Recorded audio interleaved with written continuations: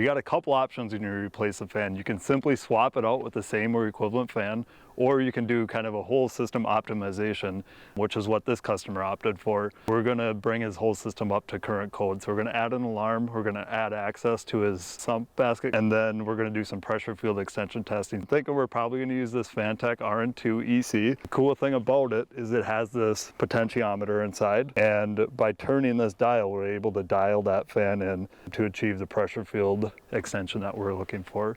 So as you can hear, this fan is pretty loud. Let's go ahead and get that unplugged. It's growling at us. This fan was installed in '95, and that's when the system was installed. Pretty great testament to Fantech. Let's go ahead and get this replaced. Got the fan out, and I was gonna try to reuse these couplers, but they're so shrunk down and old and kind of brittle. We'll just end up replacing them with these new ones. So these are going from 3-inch pipe to a 4-inch hub on the fan. I'll get these old ones off.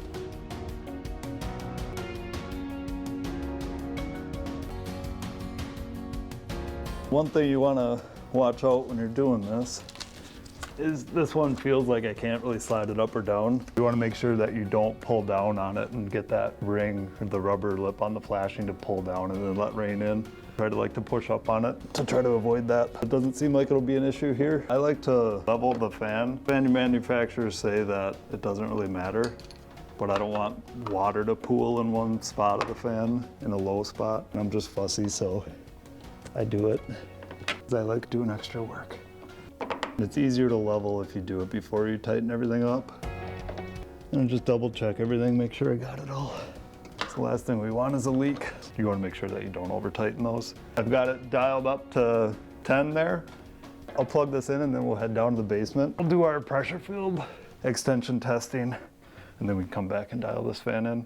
This is where the radon system ties into the drain tile down here, and then it goes up and out to the garage and then up in the garage attic. Got the manometer here. Again, this was installed in '95. Now it's required that they have a radon alarm. I'm gonna add that here. So first I'll drill the hole for it. I clean some of those burrs off. This is a pressure activated alarm. It'll go in the pipe. And when we get the system dialed in, we'll activate that alarm. Next, we're gonna drill our diagnostic test holes. We're gonna seal the sump cover and put an access port in there. We drill our diagnostic test holes. We want to try to get as far away from the suction point as we can to find our weakest spots. This is as far as we can get, and then we're going to drill one more in the center of the house. Here, since we're in a finished area, I'm just going to drill a 1/4-inch hole through the grout. And then when I fill that, you won't notice that as much. And this will allow us to hook our micromanometers up so we can measure our pressure field extension.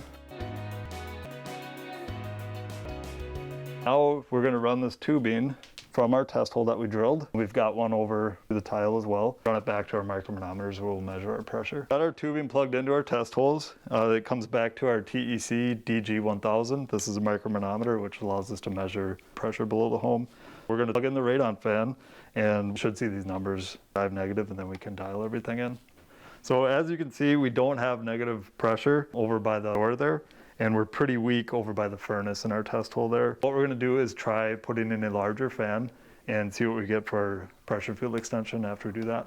We added the larger radon fan, we cranked it up to 10. We were more negative here, but we were hovering around 0.2 positive here by the walkout door there. We were moving 130 CFM at 172 watts, so that would come with a pretty high operating cost. So I talked it over with the homeowner. He elected to dial it back down to 80 CFM, and it's about 42 watts, so a much lower operating cost, and do a radon test and see what his levels come back at. They do come back higher than he is comfortable with. Then we're gonna come back and do some more sealing. We've swapped out the fan, so it's now a lot quieter. We've done our pressure field extension testing. We've brought the system up to code by adding the alarm and access port to the sump pump. To wrap up, just gonna do the radon test.